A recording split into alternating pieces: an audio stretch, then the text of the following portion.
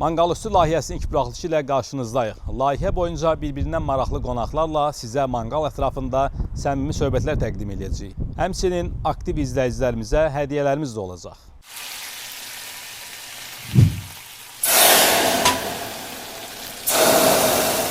Birinci buraxılışımızın qonağı isə məşhur teleaparıcı dostumuz Elçin Əlibəylidir. Elçin bəy, xoş gəldiniz. Salam, xoş gününüz olsun.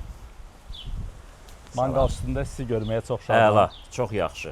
Əminəm ki, bugün çox maraqlı söhbətlərimiz olacaq sizlə. Təbii ki. Manqal üstündə həmişə maraqlı söhbətlər olur. Ümumiyyətlə, bunun estetikası da budur. Elə məqsədi də əslində budur. Deyir, yemək bəhanədir, amma mərasim özü həm də söhbəti qurur. Baş sponsorumuz Halal Nimet Məmləkəti haqqında da siz düşünürəm ki, çox məlumatlırsınız. Başlayaq, biz manqal üstü demişkən bizim məhsulumuzu açaq, siftəmizi eləyək. Bu manqal üstü sardelkadır. Bəli. Yaxşı çeşidləri var bunun. Ümumiyyətlə, manqal üstünün həm sosisləri yaxşıdır, sosisikaları, həm də ki, sardelkaları. Bunun, yəni sardelkanın özünün bir Sovet dövrü çox sevilir. Bilməm, cavanlar bunu sevir ya sevmir.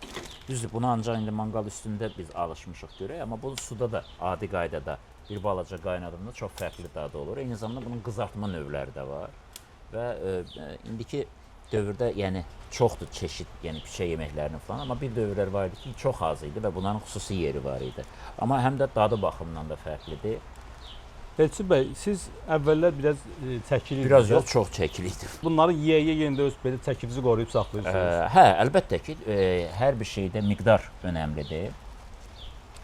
Təbii ki, əvvəlki qədər çox yemirəm. Həm də ki, ümumiyyətlə mən düşünürəm ki, kalbasadır, sosisikadır, bunlar delikates növlərdən hesab olunur. Yəni, ət məhsulu kimi bu gündəlik istifadə üçün deyil. Bunu həmişə bir sistemə salmaq lazımdır. Ümumiyyətlə, hər gün ət yemək də özü də düzgün deyil. Yəni, miqdar olaraq nə qədər istifadə edirsiniz? Məsəl üçün, bizim məhsullardan olsun və ya başqa delikateslər olsun. Yəni, mən təbii ki, gündəlik rasionumda yoxdur, amma həftəlik rasionumda var. Bəs ən çox sevdiyiniz məhsul hansıdır? Təbii ki, ən çox sevdiyim məhsul daha acılı olan və yaxud da daha dadı tünd olanlardır. Xüsusən də bu Krakow adlanan növlərdir, bəli, onların. Yaxud da elə sizin özünüzün də adicə ət məhsulları olur, müxtəlif bujanina və s. və s. sadəcə ət məhsulları və yaxud da bujanina ilə bağlı çox müraciət edirəm. Bəli, toyuğun sonra misal üçün files əsasında hazırlanan o da yaxşı olur.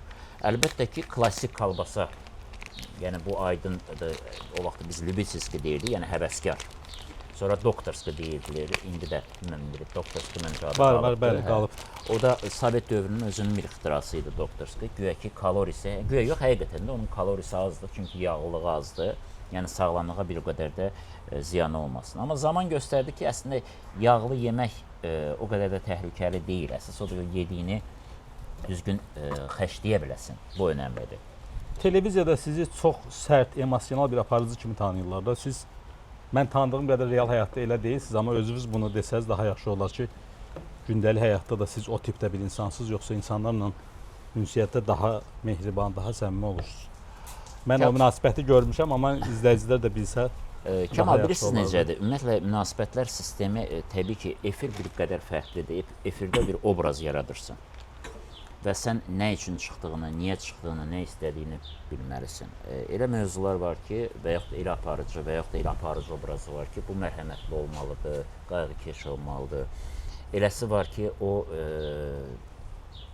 müsahibinin dostu olmalıdır. Amma eləsi var ki, bu nəsə istəyirsə, nəyisə həqiqəti, nəyisə üzə çıxartmağa çalışırsa, müəyyən mənada sərt görünməlidir. Bu da normaldır. Yəni, belə, buna biz obraz kimi yanaşaq. İndi biz təbii ki, bir vaxtda düşünürdülər ki, əgər filmdə kimsə hansısa bir rolu oynayıbsa, demək, həyatda da elədir. Bu elə olmaya da bilər.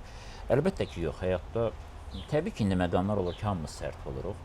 Bu, indiki dövrdə ümumiyyətlə yumuşaq olmaq da olmur. Su-istifadə edir insanlar. Yumuşaq olmaq da olmur. Onsuz da gərgin dövrdə yaşayırıq. Əsəb ətrafımızda çoxdur və bütün bu informasiya dönəminin həm də yeni bir insan tipi var ki, biz elə addım başı gərginlikdəyik, stressdəyik, hamımız. Elçin bəy, neçə ildir televiziya məkanındasınız? Mən yadımdadır, uşaq vaxtı sizin el içində verilişlə baxırdım. Heç ağlıma gəlməzdi ki, nə vaxtsa Mən sizin burada sizə uşaqlığınızın sual hansı versin. illərə təsadüf elədiyini təxmin elədim. Amma televiziyada ilk fəaliyyətim, ilk iş günümdə 95-ci ilin may ayında olub. Onda hələ 11-ci sinifdə oxuyurdum və hələ məktəbi də bitirməmişdim. Qardaşımın da iştirak elədiyi bir yaradıcı studiya Allah var rəhmət idi. etsin. Ölənlərinizə rəhmət. Və orada da başladığımız ilk attığım yer olub. Rəsmi olaraq işə götürüldüyüm tarix isə 98-ci ildir. Bundan da mənim televiziya ömrüm başlayıb. Amma bu mənim sırf redaktor kimi çalışmağım olub. İlk dəfə efirə çıxmağımsa 2005-ci ilin iyun ayında olubdur. Bu karyeranızın bəs ən pik nöqtəsi nə vaxt olubdu? Hansı veriliş deyək, hansı layihə deyək, sizin karyerada daha uğurlu alınıbdı? Yoxsa indimi ən yuxarı versiyan yaşayırsınız? Mən onu düşünürəm ki, karyeranın qürubunda qiymətləndirmək olar və nə vaxt ki artıq təqaüdə çıxacam, yəni pensiya çıxacam, onu da qiymətləndirmək olar. Allah rəhmət eləsin, Oqtay bəy, sizin qardaşınız. Allah rəhmət eləsin. Onun ölümü sizin, vaxtsız ölümü sizin həyatınıza nəsə bir təsir göstərdimi? Ya ölümündən sonra onun ətrafında olan insanlardan hansısa bir narahatçılığınız qaldımı? Yox, onun ətrafında olan insanlarla bağlı əlbəttə heç bir narahatlıq da ola bilməz. Ümumiyyətlə, o seçirdi ətrafında kimlər olacaqdı və o olan insanlar da bugün də yenə də onun ətrafındadır, elə mənim də ətrafındadır, bu bir mənalı şəkildədir. O, ümumiyyətlə, elə şeylərdə çox diqqətli idi. Amma əlbəttə, mən indi itkinin nə olduğunu hər kəs bir cür özündə ölçür, bunun ölçü vahidi yoxdur. Amma mən ilk növbədə müəllimimi itirdim və yaxud da bir qədər yol göstərənimi itirdim. Yaşımın neçə olmasından asılı olaraq hər şeyi ondan soruşurdum.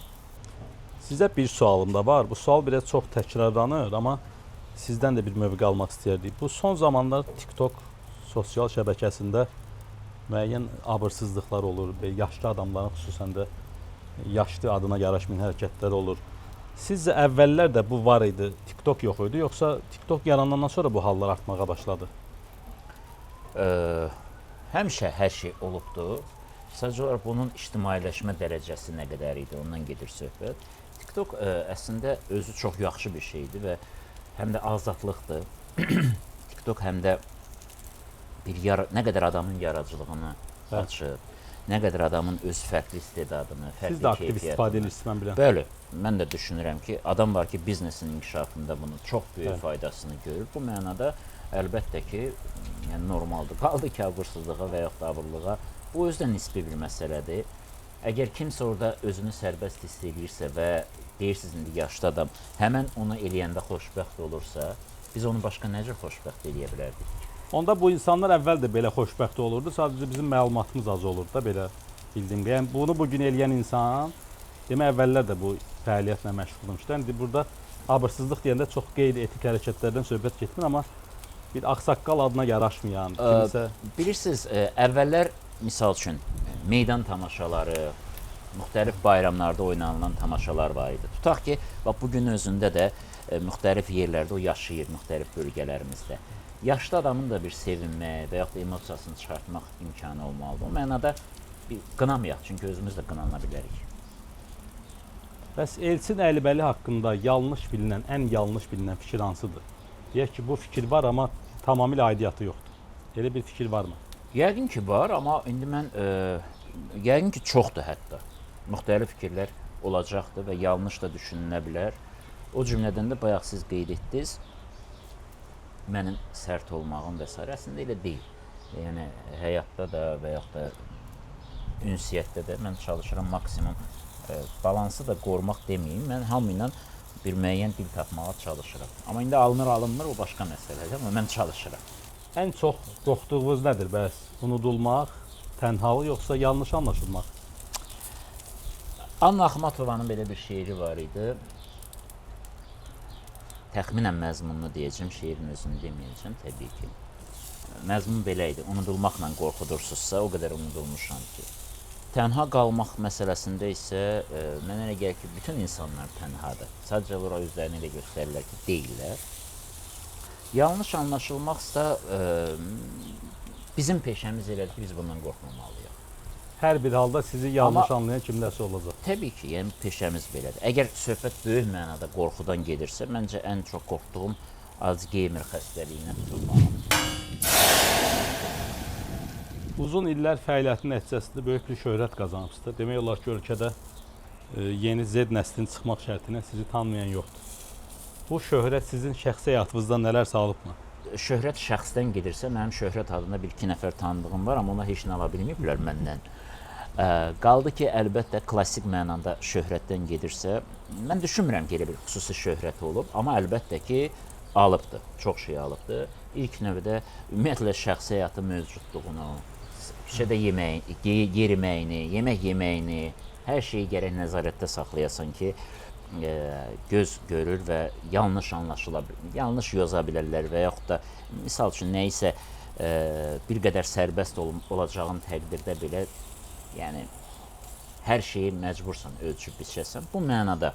Amma böyük mənada elə bir şey almayıb. Sizin çox etmək istədiyiniz, edə bilmədiyiniz, arzusunda olduğunuz nəsə qalıbmı ki, onu həmişə etmək istəyibsiniz, deyək ki, cavanlıq vaxtından.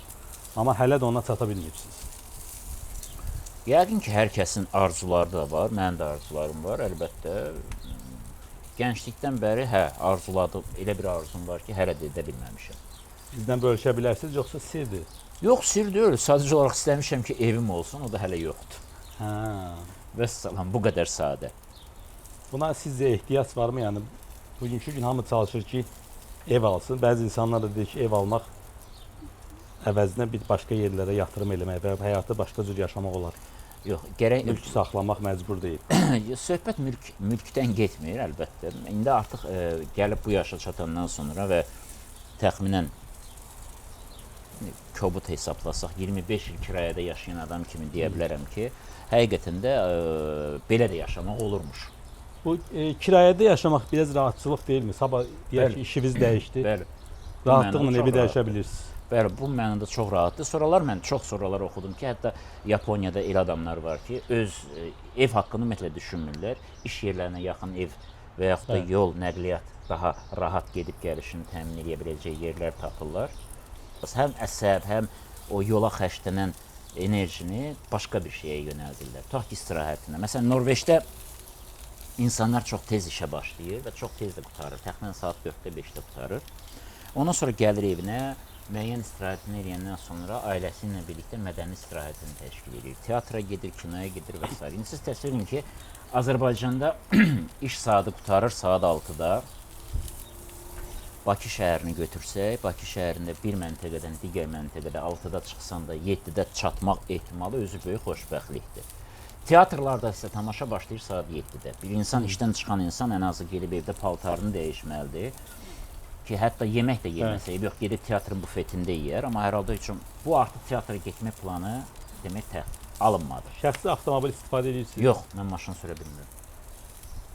Məqsədinizdə olubdur ki, məsələn, Yox. nə vaxtsa?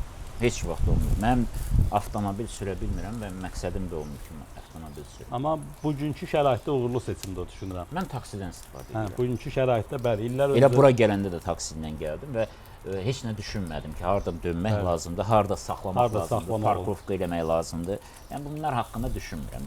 Elçin bəy, kalbasalar demək olar ki, hazırdır, qalıb. Sardelkalar da hazır olar yəqin indiyə. Bu manqal üstü sosiskası, sizin çox yaxından tanıdığınız. Manqal üstü demişkən, bu şirkətlə ilk tanışlıq yadınızdadırmı? Niyə yadımda deyil? Mən yaddaş sarıdan heç bir şikayətim yoxdur. Əslində sizin məhsulları hələ onda ancaq Səhliyalı adı ilə idi, min bərəkəti yox idi. Bəli. O dövrdə hamı tanıyırdı, çünki çox idi və açıq deyim ki, o vaxtı keyfiyyəti haqqında da yüksək fikirdə deyildilər. Amma elə mən tanıdığım ili orada tamamilə yenidən qurma işi quruldu və dünya standartlarına uyğun, özdə Alman texnologiyasının tətbiqi ilə zavodun açılışı oldu. Və onunla da bazara indi min bərəkət kimi tanıdığımız məhsul gəldi. Və bu illər də mənim çox yadımdadır. Yeri gəlmişkən klassik dad da o vaxtı çox populyar idi və sevilirdi. Bugün də onu saxlayıb. O cümlədən də artıq brendləşmiş manqal üstü sosisikaları, indi sardelkası da var, onun kalbasa növləri də var və s. Bunlar da çox məşhur idi və indi də məşhurdur. Onun öz alıcısı da var. Və ilk tanışdığımdan mən belə gördüm ki, bu bir ailəvi biznes idi. və müdiriyyət özü də bu ailəvi biznesin içində idi. Hə. Həm də istehsal olunan məhsulu özü də yeyir. Bəli, indi də elə. Və mən anladım ki, bax buna etibar eləmək olar. Sonra da hər şeyi öz gözümlə gördüm, şahidlik elədim və təbii ki, gördüyümü də bölüşməyi mən deyirəm ki, mən həmişə gördüyümü bölüşürəm. Yaxşı işi də niyə bölüşməyək? Bu illər ərzində də keyfiyyətini saxladı. Təbii ki, həm insanlar kimin, rəhbərlik kimin şəxsi keyfiyyətini saxladılar, həm də məhsul keyfiyyətini saxladı. Mən niyə deyirəm şəxsi keyfiyyətini saxladı? Çünki işə münasibət, alıcısına münasibət əvvəlki gündə necə idisə, bu gün də onu saxlayıb ki, dadı yenə əvvəlki O münasibət onsuz da yanlış qurulanda məhsula təsir eləyir də məhsulun da keyfiyyətinə. İllərdir min bərəkətin tutaq ki, deyək də hər hansı bir məhsulunu götürək, manqar üstüsünü alıcılar təsdiqləyər, dadı dəyişmirsə, keyfiyyətlə oynamırlarsa, əksinə yeni çeşidlər fikirləşirlərsə, demək bu etibarlıdır və zarafat deyil artıq. Görün 30 ildir bu şirkətin. Bizim bugünkü sloqanımız da elə onunla bağlıdır. İllərlə qazanılmış güvən. Məncə buna doğrudur. Artıq 30 ilə yaxın. 30 ildir. Düz 30 ildir. Səhv eləmirəmsə 96-da göstərir.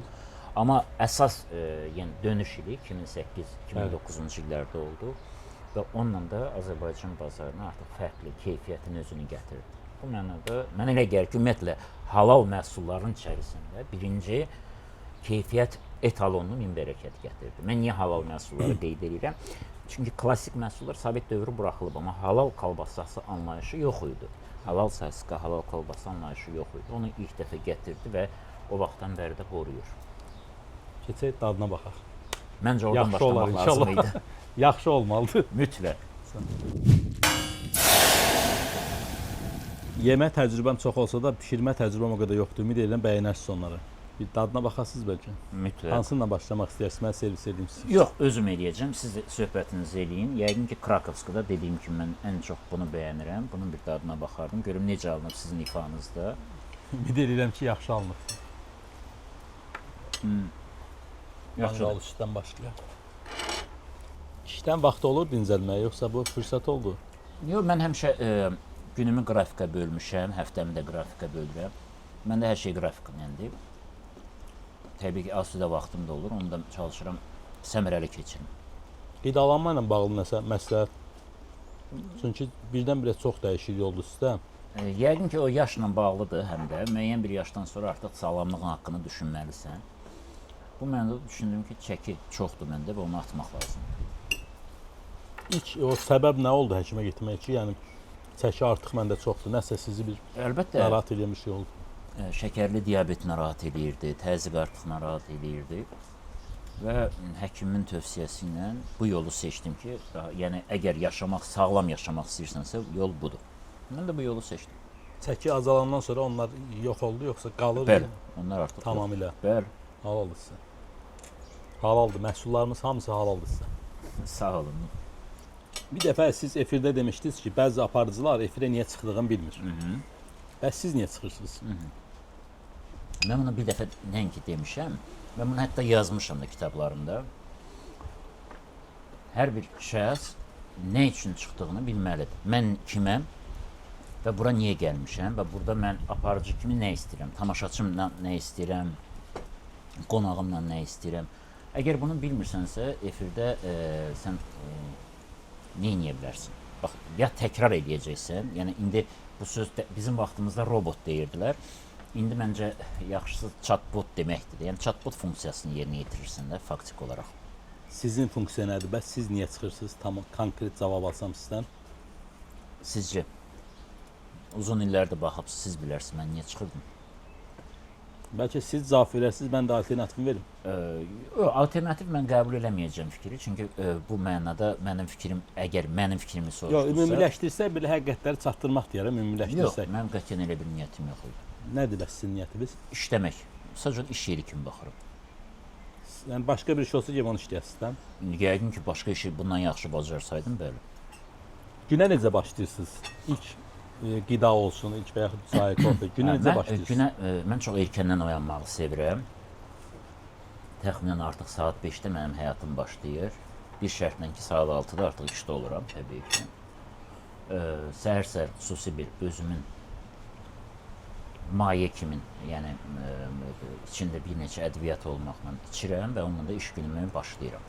Sonra əlbəttə kofe ilə dostluq eləyirəm. Günə neçə fincan? Standartdır məndə çox güman ki, 4 fincan mən kofe içirəm, amma gün ərzində. Oktay müəllimin vəfatından sonra onun övladlarına vaxt ayıra bilirsinizmi? Yəni hansısa bir çətinliyi olanda çata bilirsiniz ümidvatlarına? Təşəkkür edirəm. Deyim ki, belə çətinlikləri olmur şükür. Şükür. Yəni o elə bir şərait onlar üçün qurubdur ki və elə Dilarədə elə bir sistem qurubdur ki, hər şey nizami ilə gedir, elə bir çətinliyi yoxdur. Amma əlbəttə ki, lazım olan diqqətə ayıra bilmirəm. O da ona görə ki, hər birimizin bu və digər şəkildə qayğıları və s. var. Çox vaxtı da elə ancaq telefon üzərindən bir-birimizdən hal-əhval tutmaqla kifayətlənir, yaçın. Yemək düşünürəm ki, dadlıydı. Sizlə söhbət də xoş idi. Təşəkkür. Yeməyə görə sizə təşəkkür. O söhbətə görə yəqin mənə düşür də. Kameralar sönməmiş, sizə bir sual da vereyim. Bəli. Bu kameralar sönəndən sonra sizi ən çox yoran şey nə olur? Məncə o sual ki, sabah neyniyəcəyik? Yəni mövzu baxımından və yaxud da qonaq baxımından. Çünki bir mövzudan çıxıb o birisi hələ girməmisən, o prosesin özündə adam özünü hələ hazır hesab eləmir. Bəlkə də o yorur. Amma belə yox. O da bir ciddi yorğunluq deyil, amma hər halda həmin anda bir yorğunluq kimi görünə bilər. Siz bildiyim qədər Qərbi Azərbaycandan gəlibsiniz də əvvəldə. İndi sülh sazişi bağlansa, qayıdıb o yerlərdə təzədən yaşaya bilərsinizmi? Yəni sizin üçün uyğundurmu? Yaşamaq bir qədər, bilmirəm, necə alınacaq?